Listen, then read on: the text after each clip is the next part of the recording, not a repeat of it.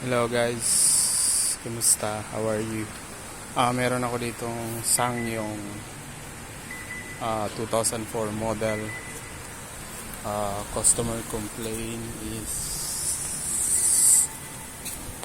engine no crank, no start. Ayan guys. Ayan natin. Wala to guys. Hindi battery ang problema kasi nag-check na ako ng battery, okay naman siya. Tapos ngayon focus muna ako sa starter motor kasi bakit ayaw niya mag-crank. Ngayon tinignan ko yung diagram guys. Ayan o, kung mapapansin nyo, galing sa ignition switch, ayan, ito yung sa starter papunta dito sa relay. Ngayon nag-check ako dito sa control side, yung 86 tsaka 87 guys is nag-share lang yan, dalawang positive ayan papunta sa ignition switch. Tapos yung ground okay naman. Tapos ngayon ang ginawa ko, sinubukan ko muna erekta yung yung supplyan yung solenoid.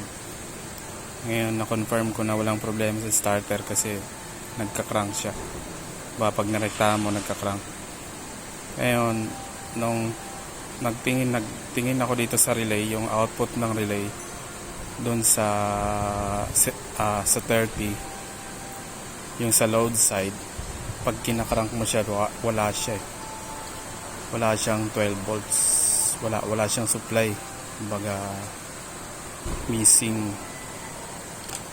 Tapos may doubt ako dito sa ECU tapos nag-check na ako ng power and ground, okay naman yung ang tawag nito, communication line niya okay naman din. Tapos ngayon dito, itong number 2 na to guys is ito yung niya, parang pinaka start signal ayan o. Nung nagsukat ako dito sa number 2 na to, wala siya guys so missing yan, yung start signal na yan. Ngayon ang ginawa ko is yung itong number 2 na to guys, ayan, ito yung wire na yan ito yung ECU nya guys, ECU. Ngayon nag-splice muna ako dyan, tapos naglagay ako ng wire, subukan ko siya rektahan ng 12 volts kung aandar ba siya. Tara guys, samahan mo. Ngayon ignition on lang natin, ignition on, ayan.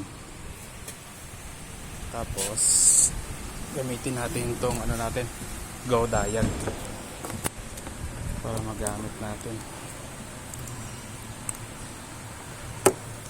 Ito yung wire na yun guys, papunta doon sa start signal guys. Anuhin muna natin, i-confirm lang natin kung ito ba talaga yung sira nya. Ngayon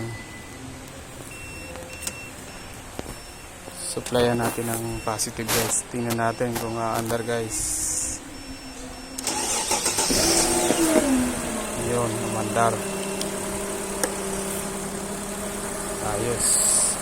Ngayon pag sinupplyan nyo pala yun guys, huwag nyo ibabad yung 12 volts kasi ang starter nun laging naka-engage. Naano ko na yun, ayan, kasi ito siya guys itong to parang hindi siya constant baga pa signal lang, base sa pagkaintindi ko baga hindi siya constant. Susuplayan niya lang to para susuplayan yung relay, tapos para pumunta dun sa starter motor tapos ito yung starter. Ayun, wala akong problema sa starter guys. Ngayon okay na siya. Ngayon ang gagawin ko dito is, salamat pala sa go dial, ang gagawin ko dito guys is lagyan ko muna ng kill switch pansamantala. ano to guys, straight 6 yung engine. So paano yan, dito lang muna share ko lang sa inyo yung sa kung paano ko tinear down yan. Bye.